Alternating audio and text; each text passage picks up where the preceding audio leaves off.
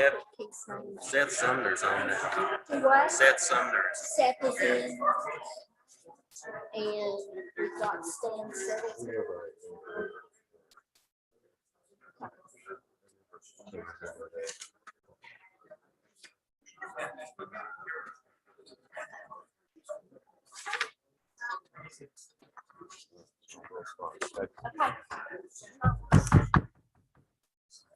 I could have everyone's attention. Jolly, can you hear me back there? Yes. All right. It's magic. Nice place, but a lot smaller room than we're used to here, isn't it?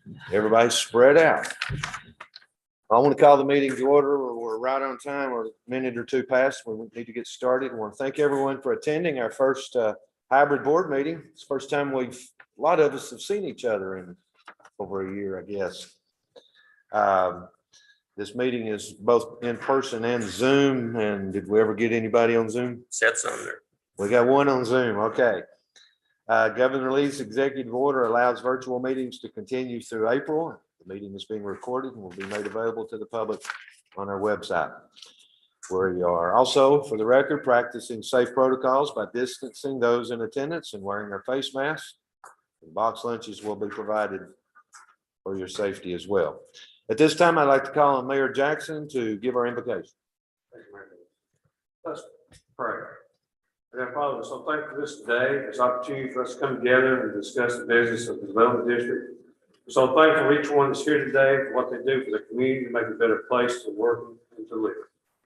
But Father, we're so thankful that this coronavirus, it seems to be subsiding, that we're able to come together and meet in person. And Father, we want to remember those families that have lost loved ones due to this virus and those that have been sick with it. We're so thankful that those have gotten over it. Dear Father, we ask that you bless the food that be provided to us today. May provide a nurse for our body. Dear Father, we ask when this meeting is over with today that you give us a safe journey back to our homes. In Jesus' name we pray. Amen. Amen. Thank you. Chad, do we have any last minute technology instructions? No, sir. All right. County Executive Cartwright, roll call. Good morning. Greg Ridley. Gary Davis. Yes, here. Michael Brady. He's here. On phone call. Jim Coppington. Dan Sager. Okay, Dan, thank you, Dan. David Jackson. Here. John Gentry. Here. Bill James. Here. Robbie Hatchett. George Thacker. Keith Cartwright, present. Philip Cagle. Kevin Brooks. Here. Kelly. Andy Burke. Mark Myers. Bo Perkins. Jeremy Bivens. Doug Collins. Here. Gary Llewellyn. Dwayne Land. Ted Brumler. Here. Shannon Whitfield. Here. Shannon. Senator Bo Watson. Senator Mike Bell. Representative Ron Travis. Commissioner Warren Mackey. Councilman Oglesby. Here. Present. And we have a quorum. Okay. Need to introduce Stan Suttles. I was looking for him there. He's with Senator Haggerty's office. We appreciate you being here today.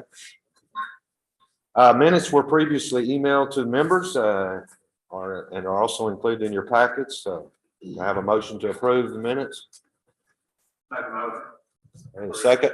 Second. All those in favor say aye. Opposed? Motion passes. Administrative reports. John Gentry, Chairman of Finance, to review the financial statements. Thank you. You should have in your packet on the left side the financial statements ending the month of February. Finance Committee did meet virtually on March 17th. Members in attendance included Gary Davis, David Jackson, Keith Cartwright, Michael Brady, Greg Ridley, and Gary Llewellyn.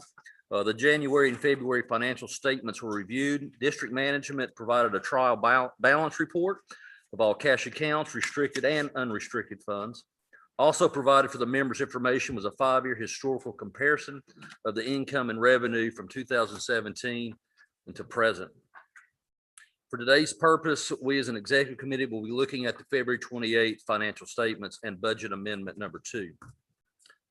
Your balance sheet, your total assets at $15,523,188 against liabilities of $3,011,892. And of note is the increased accrued annual and sick leave liability due to the COVID leave policy, which accounted for most of the paid time off this past year of $423,758, resulting in a fund balance of $12,511,296. The month of February ended with $779,440 in revenues and excessive expenses.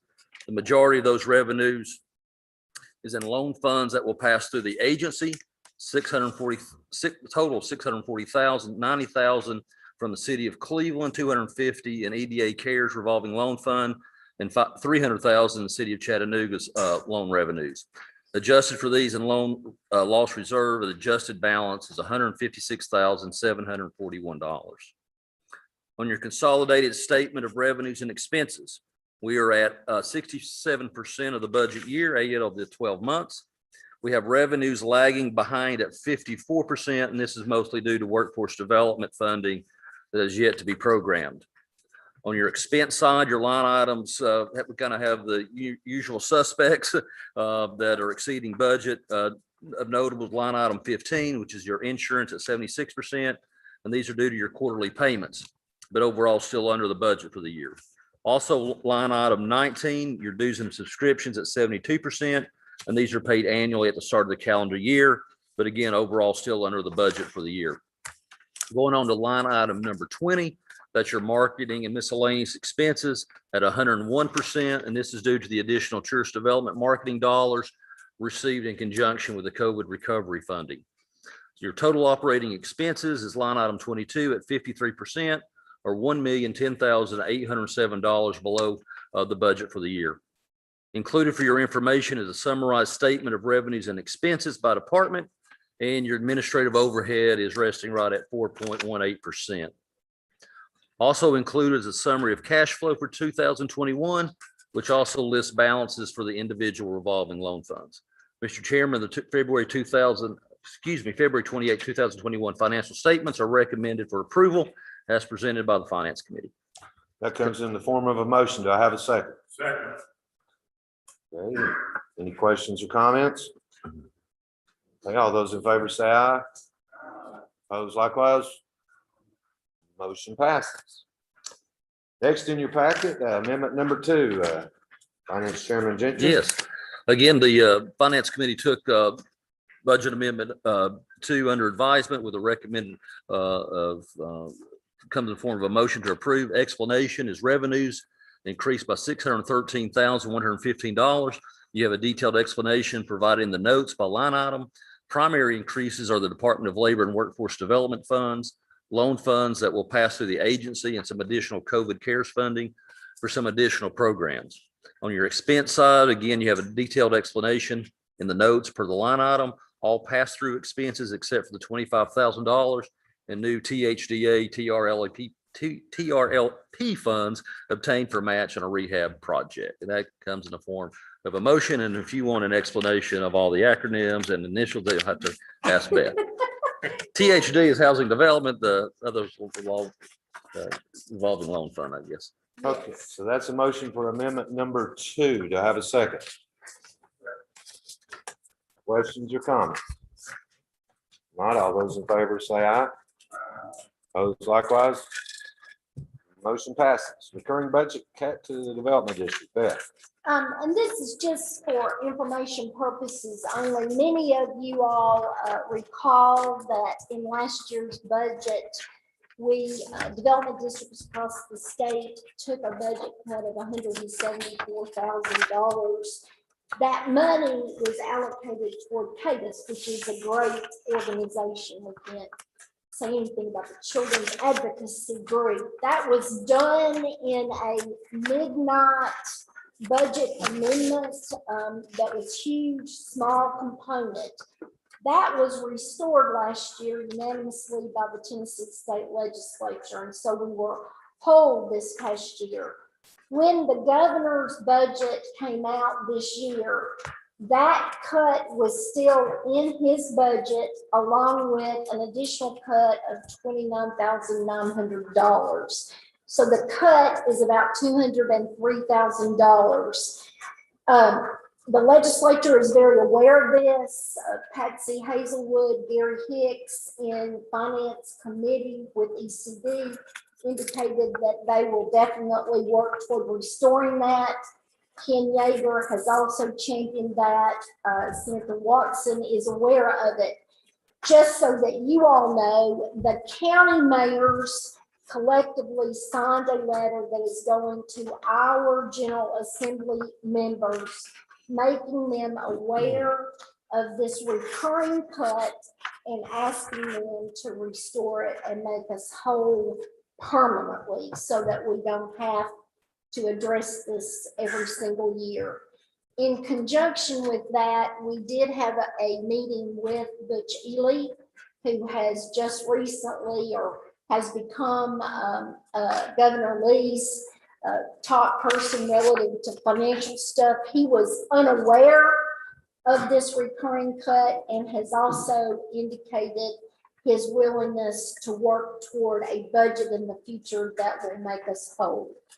So information purposes only, but if you talk to your lobbyists that are up there, you might ask them to remind legislators to restore that cut for you all the members. You all 2 years ago increased your local assessments by a penny.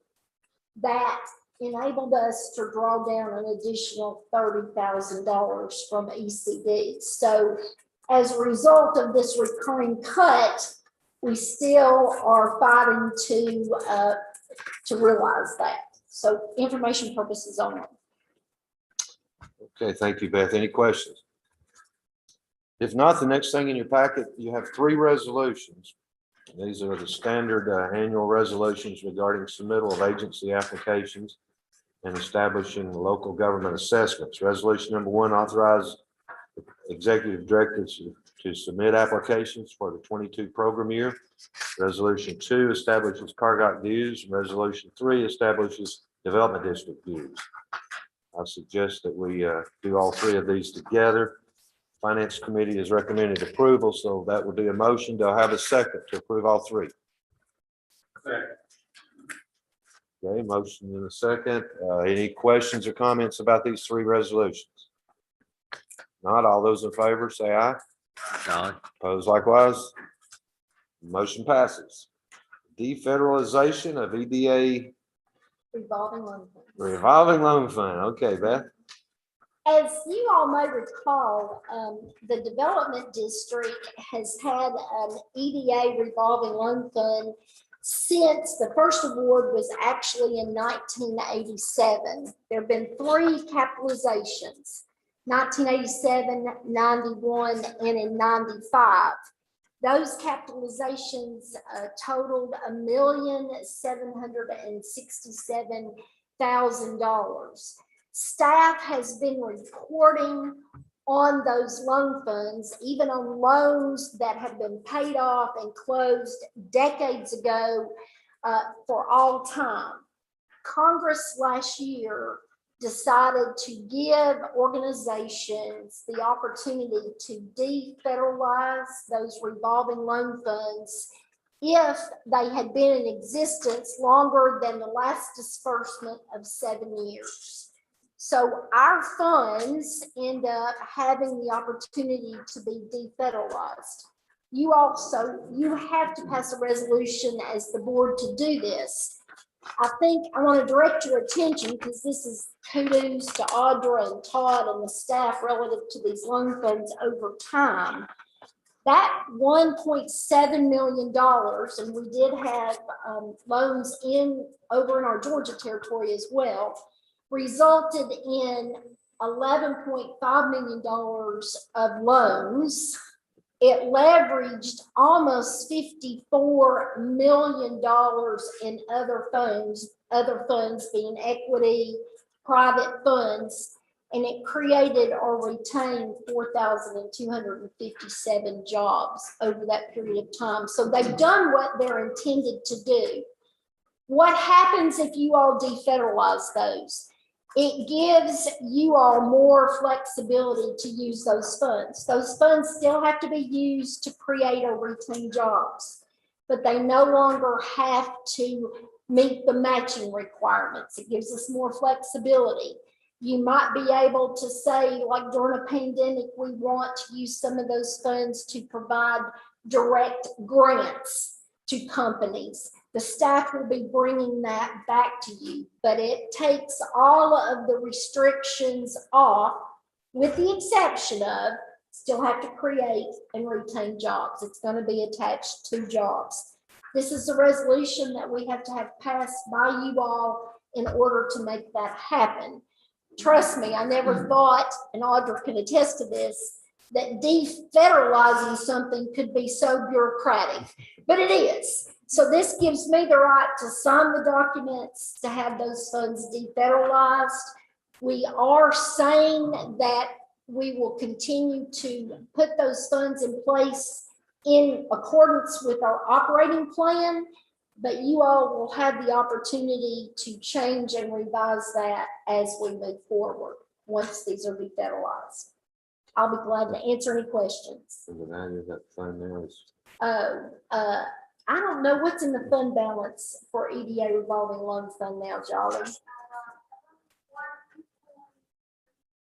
1.3, $1.4 million that have been paid back, and we still have loans out, notes receivable out. How do we determine the interest charge on those? Credit underwriting. So, and Todd will tell you, a lot of times, obviously, these funds have to be, again, they're gap funding, so they get lent in conjunction with banks and other equity investment.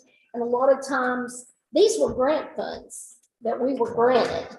So we have the ability to put these in at very low interest. And a lot of times, our funds are at very low interest for longer periods of time to help those companies get up and profitable to begin with.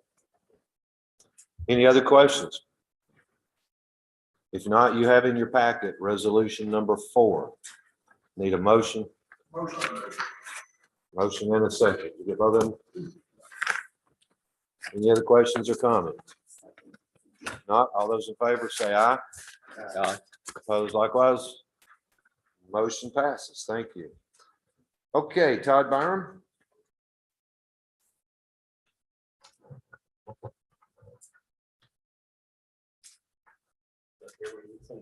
Yes, if all staff will do their reports from here, that will be helpful. Yes. This is being read in the form of a motion. It's for approval for a loan made through those EDA RLF funds for Catch Naturals Inc. requested $60,000 in funding from the EDA RLF to assist in purchase, shipping, and installation of a new piece of equipment. And this was done in conjunction with a $70,000 loan from Lending Tree. The collateral iron loans and first lien security interest and UCC filing on all business assets except for accounts receivable. Lending Tree has their collateral. The loan will be guaranteed by the owner, Catherine Merrifield. The loan will have a term of 5 years and priced at 5%.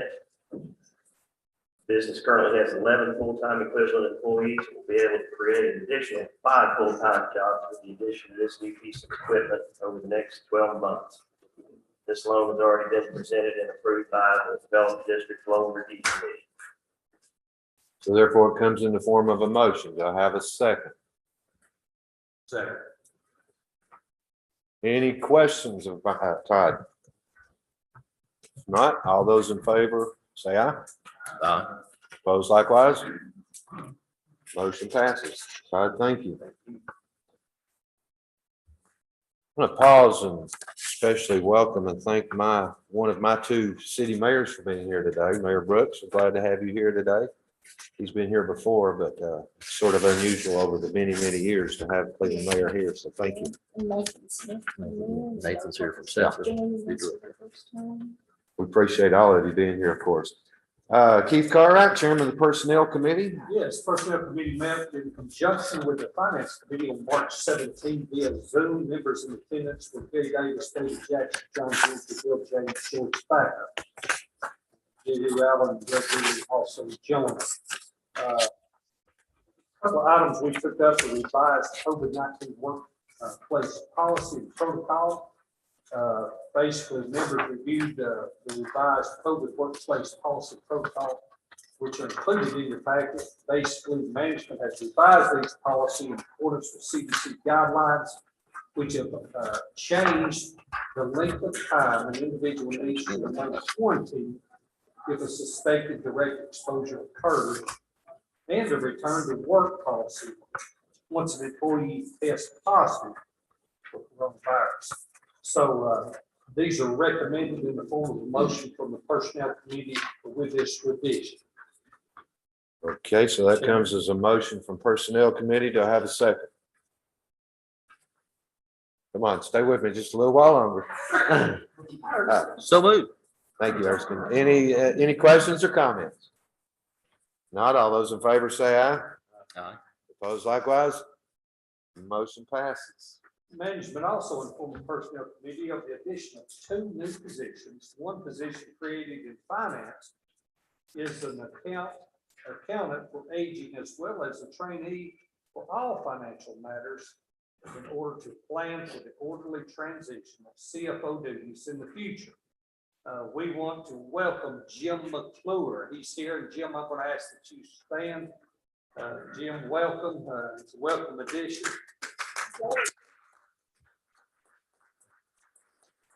Jolly, don't you be clapping. No, Jolly will work hand in hand with Jim during this transition period. And Jim has done a splendid job in the many endeavors he's done throughout the years, and we welcome you with open arms. Jolly, there's not enough words to say about the splendid job you've done. Thank you again. Also, secondly, a new position. Let's see. We got any action on it.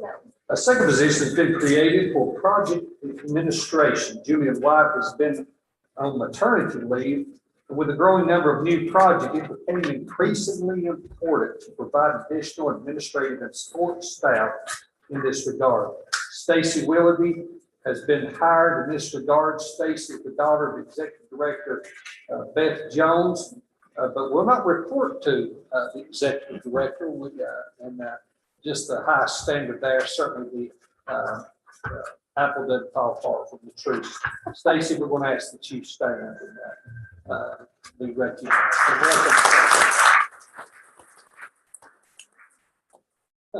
Beth says she has nothing to do with that. Next action item we need is the included in your packet, the holiday schedule for 2022. It remains the same as last year. It has been and has not been revised by the Personnel Committee. Mr. Chairman, we need a motion and a second to move the holiday schedule forward for approval. Do I have a motion? Motion to approve. Second. If it does. Okay. All those in favor say aye. Opposed likewise. Motion passes. I wanted to mention, it's in my notes anyway, that these 2 positions, he explained, he may have mentioned that, but they were not budgeted for somebody that follows a budget, but we've had enough savings during the year that that's how we're paying for them, is out of savings, I guess you would say. Let's see, let me call him Chief of Staff Don Kellerman. Is that right? Yeah. To give us an update on employees and the creation of 2 new positions, which I just did. So I'm sorry. I stole your thunder. I'm sorry. That's all right. Couple of updates with our current additions to staff. We're at 65 FTE. We have the option counselor starting the aging program on April 5th, and then we still have 1 open position for option counselor and aging that we're actively trying to fill. With COVID vaccines available, I just want to let you all know that we are not mandating staff to be vaccinated. We're strongly encouraging staff to be vaccinated. As of today, we've got 13 that have received their first dose, 4 that are fully vaccinated. So with the second doses coming up late in the next week or two, we should be about 25% vaccinated in our community. One other thing before I give up the gavel, I want to introduce Nathan Smith, our new Yes. executive director for SETD. Nathan joins us today. Nathan, would you stand? I think we've invited you. Excited about his leadership and working hand in hand with the development district. Welcome, Nathan. Thank you. Chairman? Okay, community development planning, Sam Side. Not mention that Chuck Emmons is not with us today. His mother had eye surgery, so he's out, I guess, being with his mom. I have to add this, as typical with elder parents, his mother had said to him, okay, tell me about your schedule. And he said, Mom, the only day that I'm not available in the near future is March the 23rd. So she directly scheduled her eye surgery for March the 23rd, as we all know that have dealt with elder parents. And, but anyway, so he sends his regards and his regrets, but he needed to take care of Mom today. She remembered the date. She did remember the day. That is correct. So if you look at the right side of your packet, you'll see this community development handout and just some quick highlights regarding that. The FY 22 and FY 23 planning contract will be forthcoming in the next couple of weeks and months from Chad Reese, our planning director. So just be watching out for those. The rates will remain the same. If you have any questions, please feel free to ask Chad about those. Also, planning staff has been working with Marion County, Jasper, Kimball, South Pittsburgh, and Orem for U.S. Army Corps of Engineers planning technical assistance to better map the floodplain areas, and they're also sponsoring 2 grant projects. The Southeast Tennessee RPO will be meeting on Wednesday, April 12th. I think that will be Zoom, and Chanel Pippix or Chad Reese can answer any questions about that. Also, the Safe Transportation for Every Pedestrian workshop will be on Tuesday, April 20th. We also have updates regarding TASSER, historic preservation, and then on the 3rd page, there's a very nice update regarding Southeast Tennessee Tourism Association and our tourism department, and they've been busy getting CARES Act tourism dollars out all this fall and this spring. Do you want to do the grants report too? Okay, just quickly on the grants report. It looks like this. It's right behind the community development update. It has all the grants that have been funded and their status, and the project administrator. Just a quick update, CDBG grants are due April 2nd, so we're working on those. ECD infrastructure planning grants, which are only available to utilities in distressed counties or utilities that have been identified by the comptroller's department as losing money for 3 years in a row. Those are due April 23rd.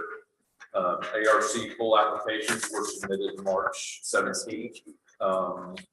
And home grants are going to be forthcoming, but in the spring of 2021, we don't know it exactly yet. To answer any questions that anybody has. All right, great, thanks.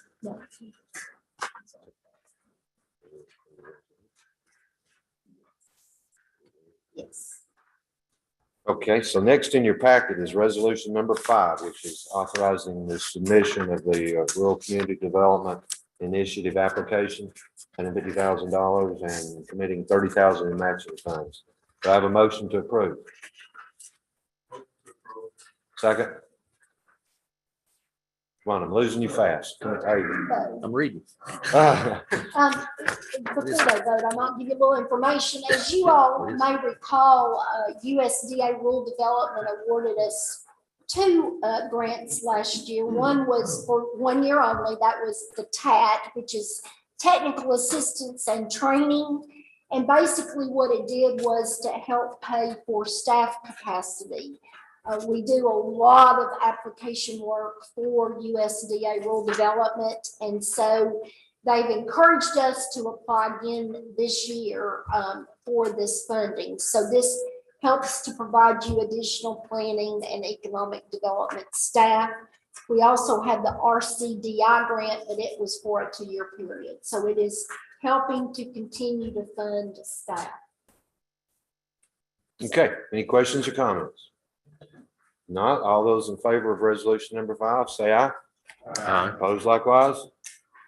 Motion passes. Stephanie Watkins, Economic Development.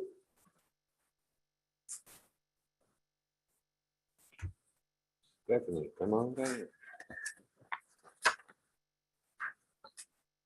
Thank you, Mr. Chairman. On the back of the report that Sam had, you'll see the economic development piece for SETA. Just highlight a few things there. Our project activity seems to be steadily increasing. You can see the number of RFIs and RFPs that we received. We responded to 11. This is 10, but as the printing of the report, we responded to 11 of those requests for information and proposals on behalf of communities. And we participated in these 2 site visits during the last quarter. Existing industries continue to invest with announcements of expansions. You can see a couple there. Nokia Tires keeps expanding and hiring. And then we had a Valmont announcement in Marion County.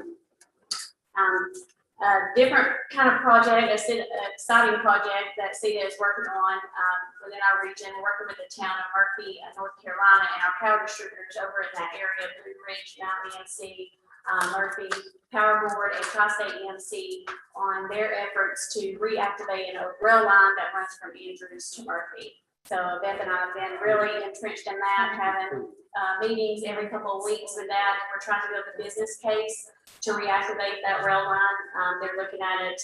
We have to have a business case in order to rehab. A study's already been done to get those cost estimates and things so they know what it's going to take. But we have to have the business case there to get it going and get it in motion, which will also be hopefully a dispersion line, but definitely need to build on the business case for freight in that regard. You guys can see our loan portfolio. Lots been talked about that already. There on there, the total loans that we have, 106, and jobs, 334, and then over 9.9 million in project costs, and that includes our Chattanooga HUD 108 loans, NRF loans, and COVID-19 bridge loans. You can see our list of grants that we are administrating down at the bottom there, several economic development, fast track grants that we have going on, ARC, things like that. So, any questions? I might give one point of clarification. We still have EDA, COVID or CARES revolving loan funds. You did not defederalize those.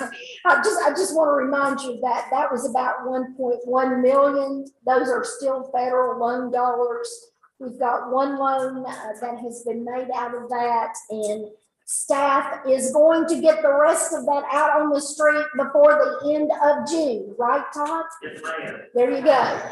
So please, if you know of companies that they've all struggled, especially hospitality, tourism, entertainment, and there is something that we can do relative to these loan funds, call us.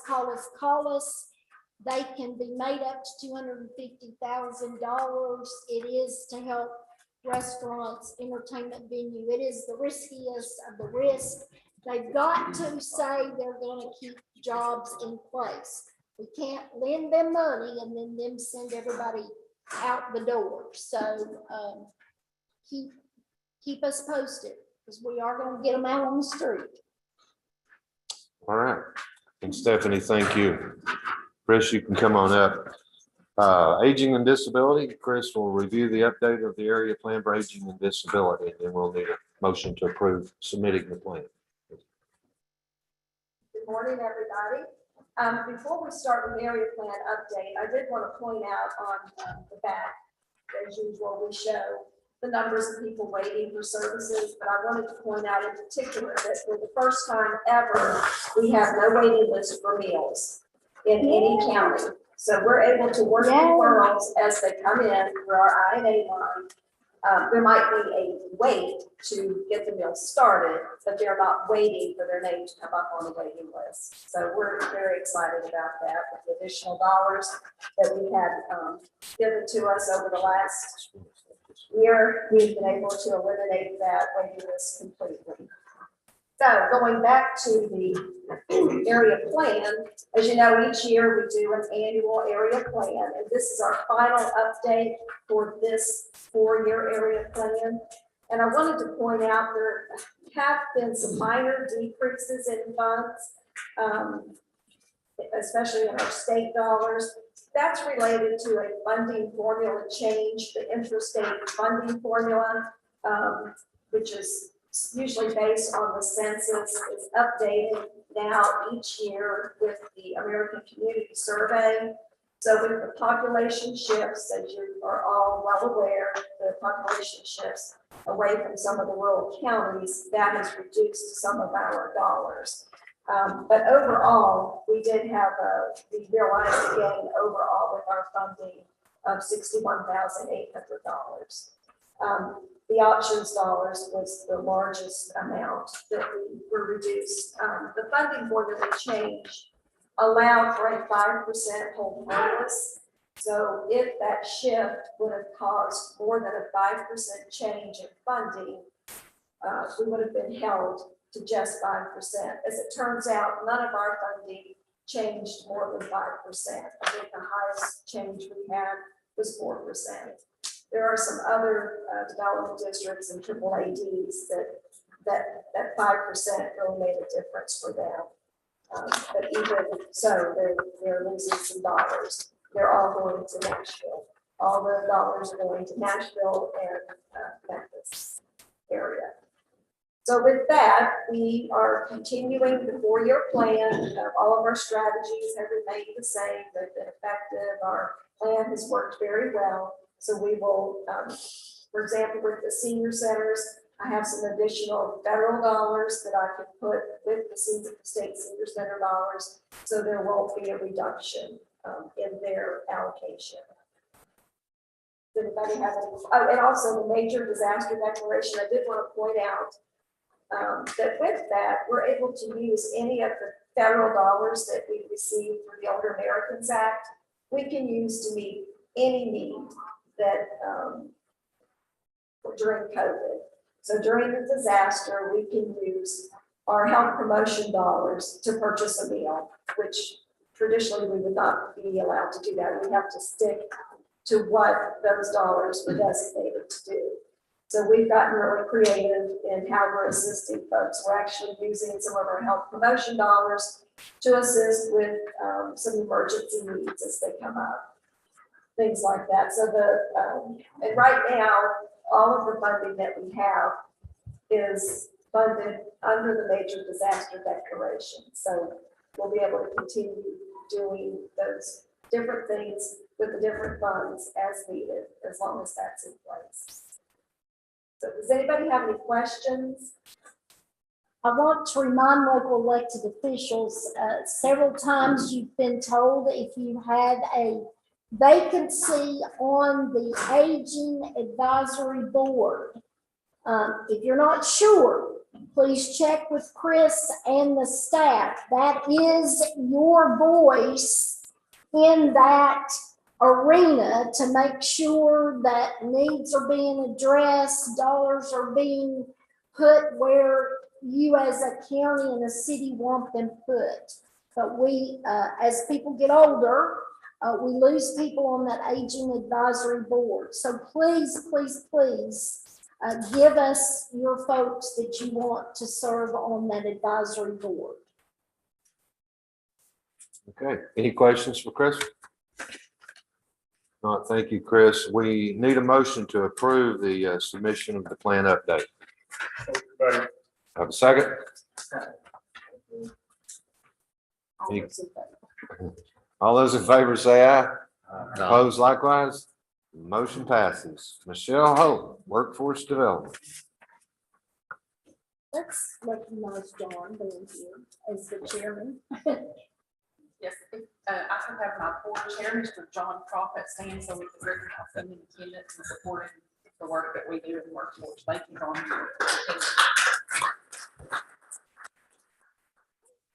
Your applause and your prayers, this entire staff does as we try to navigate through these waters to make it an effective delivery system. But go ahead. So, and it's, I can't tell you how wonderful it is that John also has that local government background as well. So anyway. So I'm sorry. No, that's okay. And also, I know you will note, there were two reports in the packet. The one I'm going to speak to initially is titled Set Works. We had an introduction from Mr. Nathan Smith earlier. He has also came on board as a new board member for us with the Workforce Board. So you'll see a little blurb there about him. He's the one that's in attendance today. So thank you, Nathan, for agreeing to join our board. Some economic development discussion around, I know Stephanie mentioned the Valmont project over in Marion County already. We did have an additional SETD in Chattanooga, which is going to bring about 240 jobs and a $42 million investment to the Volkswagen complex to be a supplier for Volkswagen. I know you all have heard, this is just a couple of the announcements that you've heard about the many job openings that are happening across our community. We're continuing to try to work with those, and even in the pandemic, it's still been a struggle, and the unemployment rate drops a little bit from what you'll see in some of the reports that ended in December, but it still remains relatively high. The second bottom section of the report there will emphasize something called the real unemployment rate, and I wanted to highlight this. These are national numbers, but I kind of wanted to call attention to it because I know some of you are familiar with the ALIS report, which is Asset Limited Income Constrained Employee, which is basically you're working for individuals, and that continues to be a problem in some of the pandemic that we've been dealing with over the last year. Typically, you'll see those numbers, they'll follow along with that report pretty much within a few percentage points of about between 45 to 50%.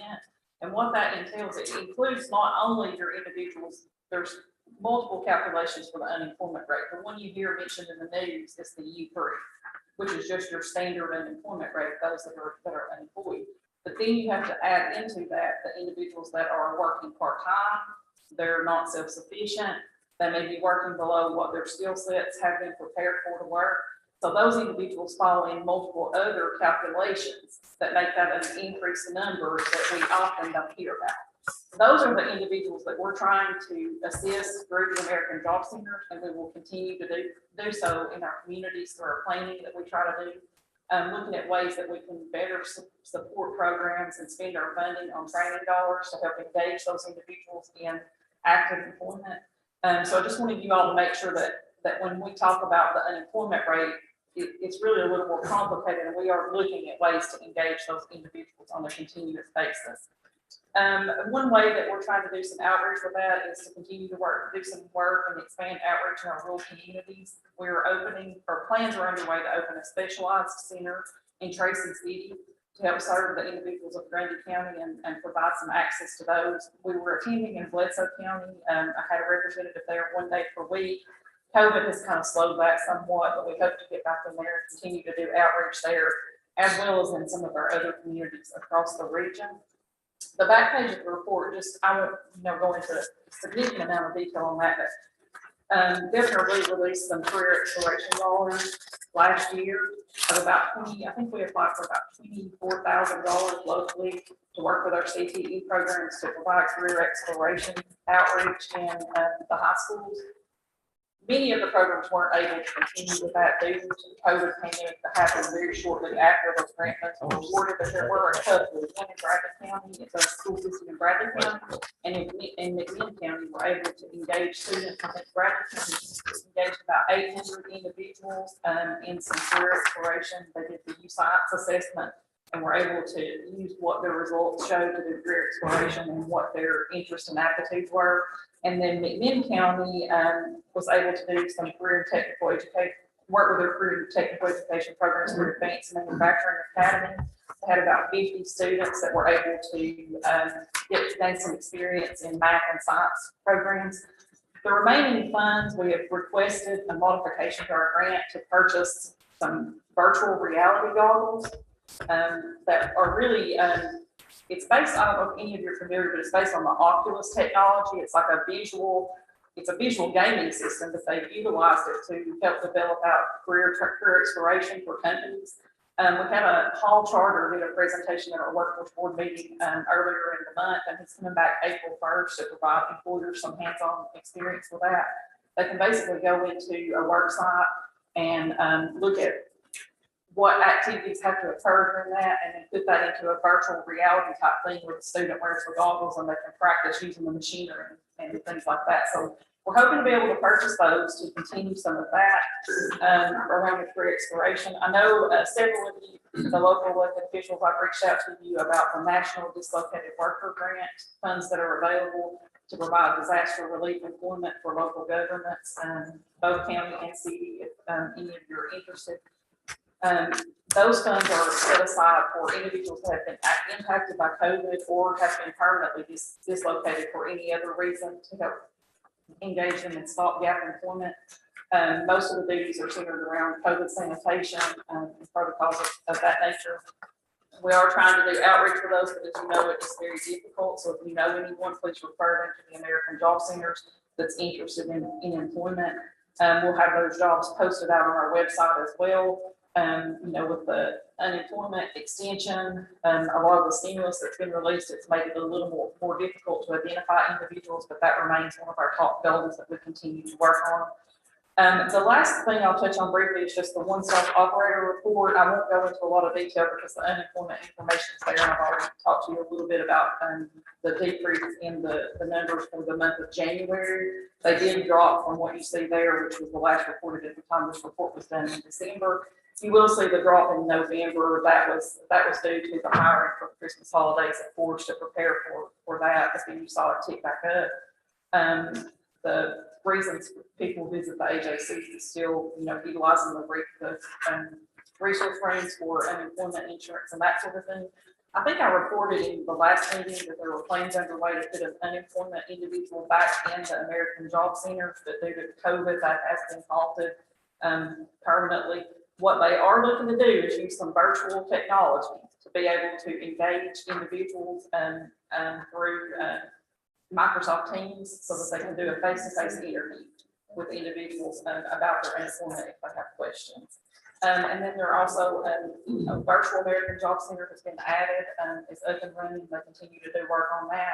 And then we've also purchased a premier virtual platform, which allows employers to use virtual reality to do a job fair so that they can set that up and do interviews live through online instead of having to do an in-person job fair. I think that is quickly if I can make all that information, but if anyone has any questions, I'll be more than happy. Okay, Michelle, thank you. Sam, head on up. Grant, you took care of both of them while you were here, didn't you? Yes. Okay. Beth, funding to local governments. We're all concerned about this right now.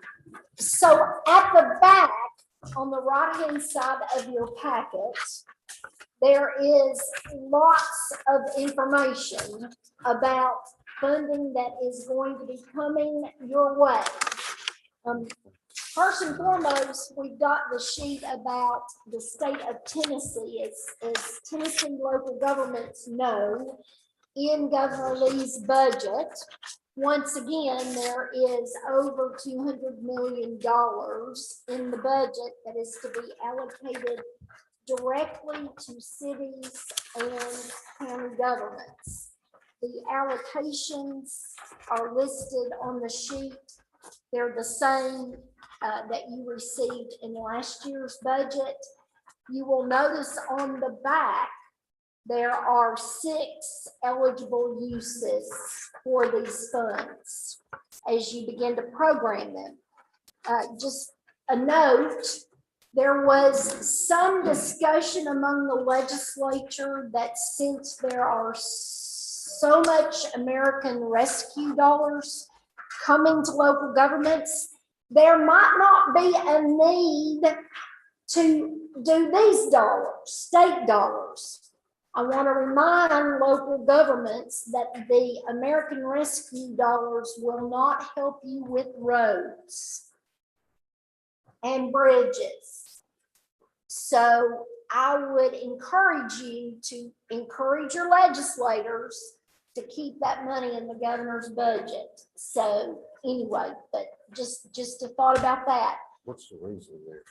Because they think because of all the money that y'all are gonna get from the federal government, all the big allocations, 65 billion to city government, 65 billion to county governments. Implying that can be used for roads? No, just implying that you don't need the state money since you're gonna get all that Oh, yeah, I federal money. understand. Yeah, so, but anyway, I think Mayor Ridley and some others have already talked to their legislators about it, and I don't know what their attitude is, but I think it'll be okay, but you might just encourage them to keep it there. Based on this, state grant money, Yes, we have to spend and then first, it will be like it was the last time. It came. It came, so then you just have to account for it afterwards.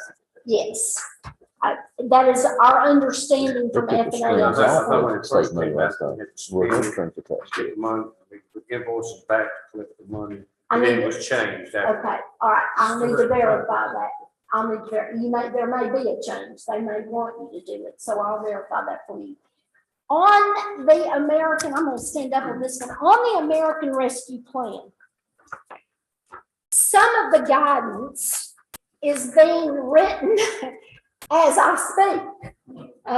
Although it is a huge amount of money, and we have included your allocations on the back of this sheet, including our Georgia communities. But in our Southeast Carcog region alone, there is almost $86 million coming to the municipalities. There is $160 million coming to county governments just in our region alone. The development district is a member of some of the national organizations like the National Association of County Governments. I know for some of our smaller counties, that's a lot of money, but we are a member on your behalf. Some of you all are also members.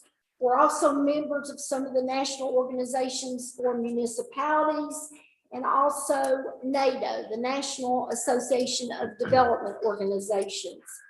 We've already been in contact with David Connor at CTEX, TML, and MTAS. We are going to collaborate together to help you all effectively use this money to make investments for the future and also make sure that you don't mess up. I don't know about Georgia, but I know in Tennessee, our comptroller has already sent county mayors a little video that basically tells you everything not to do and that they're going to be watching. But I will tell you, if you will look in this larger document, some of the things that they say you all cannot do, that's not so. So I encourage you to look at this document and let us work with you to find a way to make some investments that will ensure that the future taxpayers can pay some of this money back, because we will have to pay this back.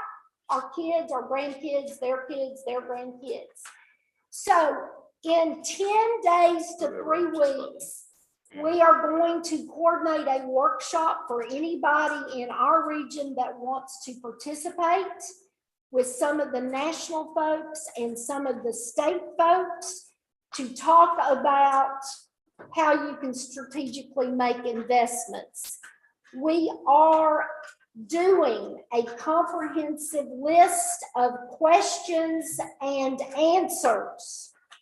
It includes everything like, can we use this money to subsidize our jail costs since we no longer had prisoners?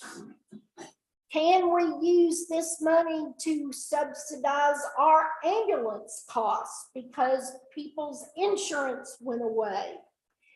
Can this money be parked with a third party special purpose unit of government like the development district or the CARCOG to disperse the money in accordance with your legislative bodies to do all of the reporting and all of the documentation? And the answer is yes. I will remind you all, the American Rescue money has to be spent by December 31st, 2024. Most of you all will go through major elections during that time period. You're going to have new commissioners, new council people, and so you may want some helping hand to fiscally administer these funds. Just an opportunity for you all to think about. My chairman called me last Friday relative to this question. So take a look.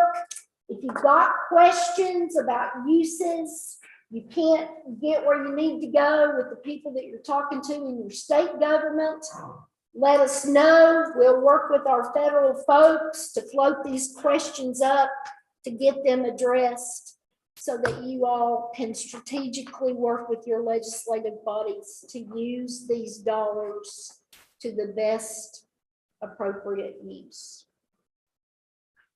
I know y'all have lots of questions. Greg.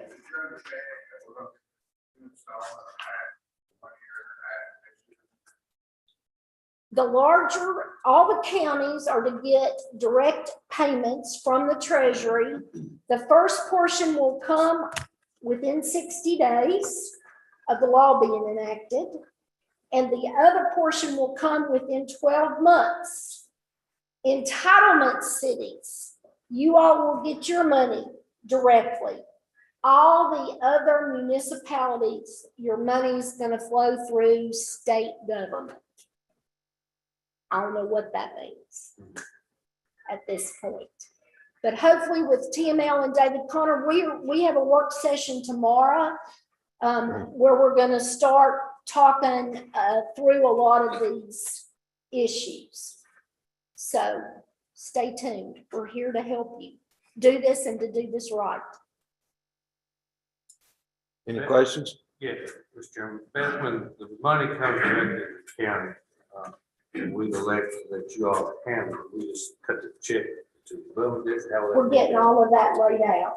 I mean, would we put it in a bank account and hold it for you, or do you keep it in a bank account and we authorize the disbursements and do the documentation? Yeah. Or a little bit of both, yes. Other questions? Okay. I just want to say this, if it works out, makes sense in my opinion, because most of us are not capable, in my opinion, of handling something like this. The development district, when Vocker came in and we had millions of dollars in initiative, money to give to Vocker, pay for Vocker, they asked the development district to handle it. And I think that's a similar situation here. We as counties and cities, if it works out and they allow it, I mean, I think that it's allowable, but what restrictions will be there? We park it with them, or we keep it and they pay it and we reimburse, however that works out. But it's about a third, again, of my budget. I can't add staff because I can't hire anybody that knows anything about this kind of stuff, you know? So I can't hire staff. Why not give it to someone who is used to dealing with all this kind of paperwork and red tape and federal bureaucracy? It just makes sense, in my opinion. And if we all kind of do it as a group, it even makes more sense, I think. And it's already been determined, I think, that administrative fees can be taken, can be used for this. We possibly could rationalize hiring an employee with it. But again, where are you going to find an employee that's capable of doing this? And we've got those elections going on. Our commissioners are going to be pushing us to make some moves so they can brag about what they've approved to be funded with this money that don't even exist yet, but is being printed as we speak. But they're going to want to brag about how it's being spent, and I don't blame them. And then the comptroller is sitting over here and saying, you better watch it, boys, we're gonna get you. And they're already telling us that. We're watching. We're Yeah. watching you. They're mad because it all didn't flow through them and they could draw 4 years of interest on it, I guess is the problem with them. But either way, I think this makes sense if it works out. Let's come to the workshop and see what they've learned between now and then and go from there. But So Jim McClure, I know you're on trial work period. You can't turn your notice in at this point. no, Just, Mr. Chairman, I would assume this delays best retirement. it will, possibly Jolly's too. Whenever we were first addressing workforce development, that used to be done a lot different than it is now. And whenever they were the feds were redoing workforce development, we said, well, heck, how in the heck are we gonna do this? So as a group, we said, hey, development district. And Beth said, oh no, here it comes. But it's worked as well as it can there. I mean, they do a great job. So I think this is what the development districts overall are for, is to help us in times like this, and they're set up to do it. And again, they're used to dealing with all the red tape. When we get a CDBG grant, it's $1 million. We don't handle it, the development district does. And so this is 20 times that in many cases. So it's something to think about. Anything else to come up other than our upcoming dates? Couple of things. The officers have encouraged us to schedule a strategic planning retreat. We were due one last year. Obviously, COVID came. We're pushing for maybe October. By then, we should be hopefully vaccinated, or at least feel comfortable enough to get together. Those are so important for you all to talk about new ideas, make sure that we're staying relevant relative to our work plan.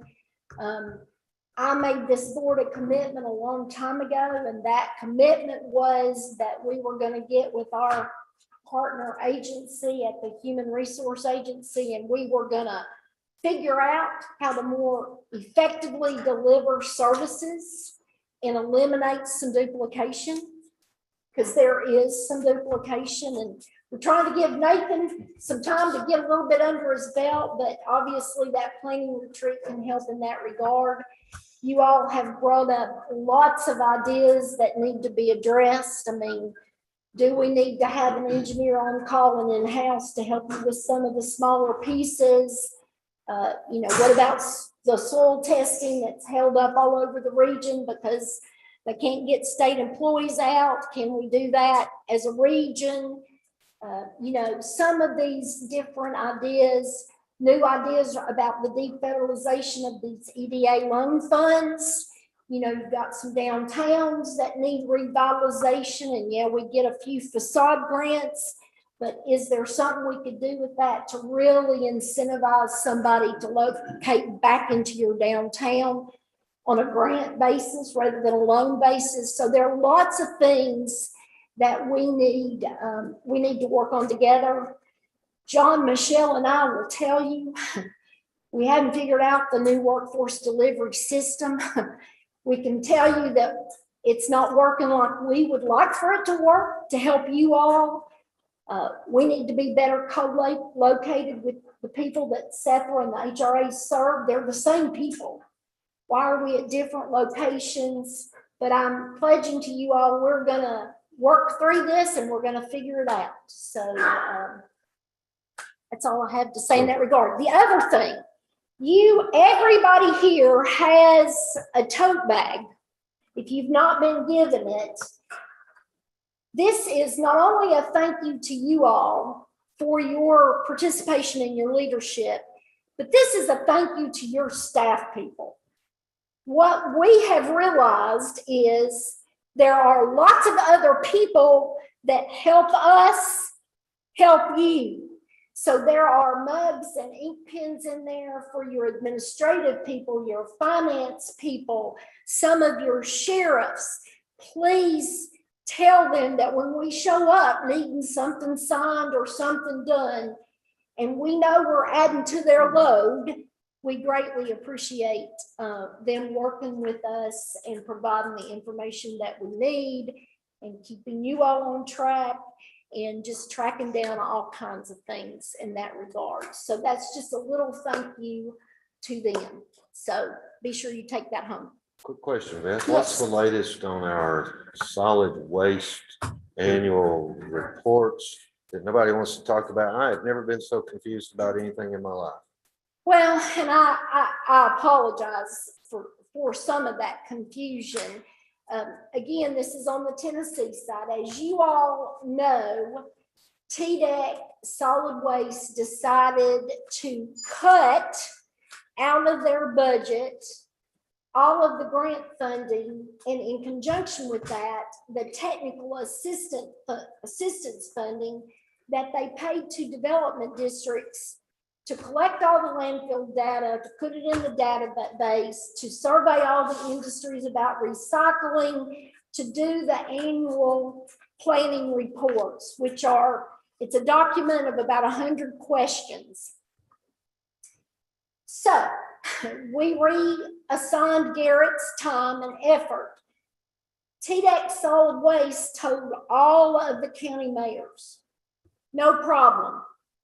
We're going to assist you since we're no longer paying development districts to do this. That assistance up until about maybe a couple of weeks ago amounted to the fact that you were getting deluged with emails telling you that you needed to comply with the law, which meant that you had to do your annual planning report and get it turned in and the database completed by the end of March. And they continued to tell you that. We aren't going to let you all fail. So Garrett was already starting to survey some of the industries, actually starting to put some of the information in the database, and TDEC decided to lock them out. I don't care if this is wrong. So we can no longer put that data in there. We're getting surveys back, which we've been sending to TDEC. My understanding is that TDEC is sending that information back to you all. You don't know if you're supposed to be entering it or not. Bottom line is, they've told their commissioner, they've told Butch Ely, they've told the governor that they're going to take care of this for you. At the end of the day, the law says that if you don't comply with the annual planning report, which has now been extended till April the 30th, because Mayor Gentry made that request, they had to do that statewide, by the way, because they haven't done what they're supposed to do. If you don't turn that report in, you'll get a list, you'll get a letter from the commissioner, and the law says that you can be penalized with money. That they can, nowhere does it say if TDEC fails to provide this assistance that they're going to be in trouble. This all falls back on local governments. Here's what's occurred in some of the other regions, and many of you all came to me and said, look, let us pay you all a little bit of additional money to get this work done. I'm not going to take your money because you are already paying for that service in tipping fees. The tipping fees include an allocation of dollars, not only for your grants, but for your technical assistance. It's in the law. The law says, not that they shall, it says they must fund development districts to provide this planning assistance. They're just ignoring that. We also talked to Butch Ely about that. That was the first he'd heard about it. So I don't want you all paying additional money to get this work done, because if you do, you can be assured that they're going to let you continue to pay it going forward in the future. So we're going to muddle through this technical assistance. Have your people call me, call Ashby Barnes, call Trey White, send the information back to them. Tell them that they have agreed to do this work on y'all's behalf. That's all. I'm sorry for the confusion. So they have 9 new people on staff. Now, granted, if they don't come out of Nashville and get some boots on the ground, they're gonna have a hard time collecting this data and knowing how you all conduct solid waste business. So I guess that's a great conversation prior to lunch, isn't it? Mhm. So that's something else you can say to your legislators, but they need to restore this funding. There's almost $1 million in reserves sitting there. And then when the development district agrees to submit the information for us, they're not allowed to do it. And come April 30th, I don't know where I'll be. Well, and last year, as you all recall, the law also says that you have to approve the annual planning report by a certain date, which you did. Unbeknownst to this board and to the staff, because they couldn't quantify one industry's report, or if they couldn't get in contact with some of the industries, they retracted all of that data and dropped your diversion rate without letting us know, So we didn't comply. and said we didn't comply. We're not going to approve, and I'm not going to have you all approve an annual planning report that's then going to get modified or revised by them without any knowledge. So, and again, some of the data was given to our county mayor that was shared with us, but that particular company doesn't want it out publicly because they consider it proprietary. So if an industry says, well, I shared it with the mayor, but I don't want it out there publicly, they just dump that data out. They retract it all. So I Okay, don't know if I had any good news. I don't think you can use any of the recovery funds to help with that. But okay, so we'll be getting together for roundtable soon on Yes. the recovery funds. More to come on the strategic planning retreat in October.